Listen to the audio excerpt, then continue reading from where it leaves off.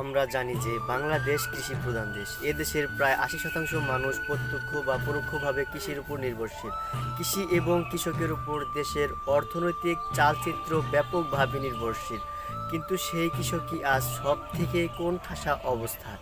করোনার এই মহামারীর কালে দ্রব্যমূল্যের, কীটনাশকের, সার, বীজ সহ সকল প্রয়োজনীয় দ্রব্য সামগ্রীর মূল্য বেড়ে যাওয়াতে ও বন্যা জলোচ্ছ্বাসের কারণে ফসলের বিরূপ ক্ষতি হয়েছে, যা একজন কৃষকের জন্য বেশ করুণ অবস্থার সৃষ্টির কারণ। যে কৃষকের উপর ভর দিয়ে চলছে নিখিল সংসার, সেই কৃষক যাতে সর্ববিধ বঞ্চনা থেকে মুক্ত হয়, স্বাধীন সত্তায় প্রতিষ্ঠিত হতে পারে, আমাদের উচিত সেই উদ্যোগ গ্রহণ করে হাজার হাজার বছর আগে নিগ্রহ দশা থেকে মুক্ত হয়ে বাংলাদেশের কৃষক সমিতির ধারাস্নানে প্রাণময় হয়ে উঠবে। মানুষত্বের বোধে মণ্ডিত হবে এই প্রত্যাশা। আমাদের কৃষকেরা যাদের ফসলের ন্যায্য মূল্য পাক, তাদের হাত ধরে এগিয়ে যাক দেশ ও দেশের অর্থনীতির।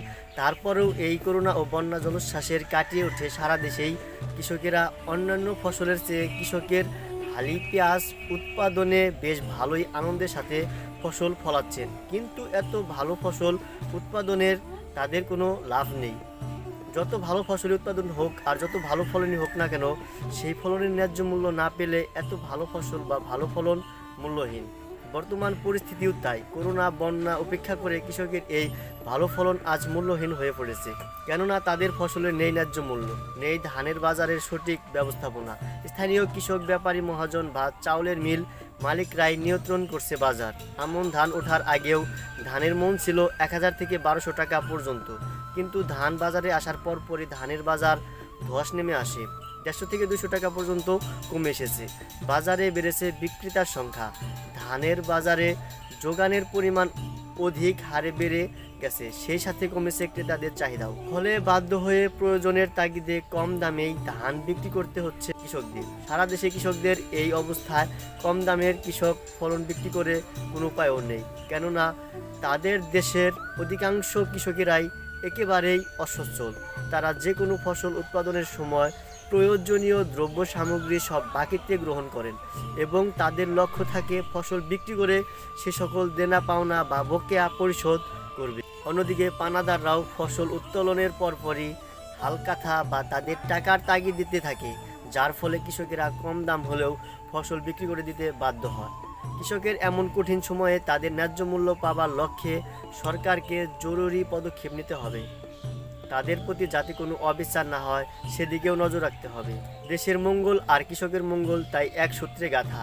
বঙ্কিমচন্দ্র হয়তো এজন্যই বলেছেন, দেশের মঙ্গল কাহার মঙ্গল, তোমার আমার মঙ্গল দেখিতেছি, কিন্তু তুমি আমি কি এই দেশে, তুমি আমি দেশের কয়জন বা, এই দেশে কৃষকই কয়জন, তাহাদের ত্যাগ করিলে দেশের কয়জনই বা থাকে, হিসাব করিলে তাহারাই দেশ ও দেশের অধিকাংশই লোকেই কৃষিজীবী।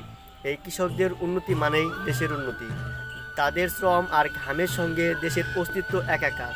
যে কৃষক বিরামহীন শ্রম আর সাধনার মাধ্যমে ফসল ফলায়, দেশের আর্থিক বুনিয়াদ শক্তপোক্ত করে তোলে, সেই কৃষক অস্তিত্বে এদেশে বড়ই নড়বড়ে। রোগ শোক দুঃখ বেদনা অবহেলা অপমান শোষণ বঞ্চনায় তাদের একমাত্র বিধিলিপি। অথচ ইতিহাস আজ সাক্ষ্য দিচ্ছে, প্রাচীন ও মধ্যযুগের বাংলাদেশে কৃষকদের অবস্থান ছিল অপেক্ষাকৃত সচ্ছল। মানুষ যখন ছিল গ্রাম সীমার মধ্যে সীমাবদ্ধ আবদ্ধ এবং বহির্বিশ্ব সম্পর্কে অজ্ঞাত, তখন কৃষিজাত সীমিত দ্রব্য সামগ্রী নিয়েও তাদের সুখ ছিল অন্তহীন। কৃষিজমির সঙ্গে তাদের অস্তিত্বের যোগ। আর এই ভিডিওটির মাধ্যমে আমিও কিন্তু কৃষিকাজের ভিতরে যুক্ত ছিলাম। ভিডিওটি ভালো করে লক্ষ্য করলে দেখতে পাবেন আমিও আছি। যাই হোক, পুরো ভিডিওটি ধৈর্য সহকারে দেখেছেন, এজন্য আপনাদেরকে অসংখ্য অসংখ্য ধন্যবাদ। পরবর্তী আপডেট লেটেস্ট নিউজ ভিডিও নিয়ে আমি আপনাদের সামনে আবার হাজির হয়ে যাবো।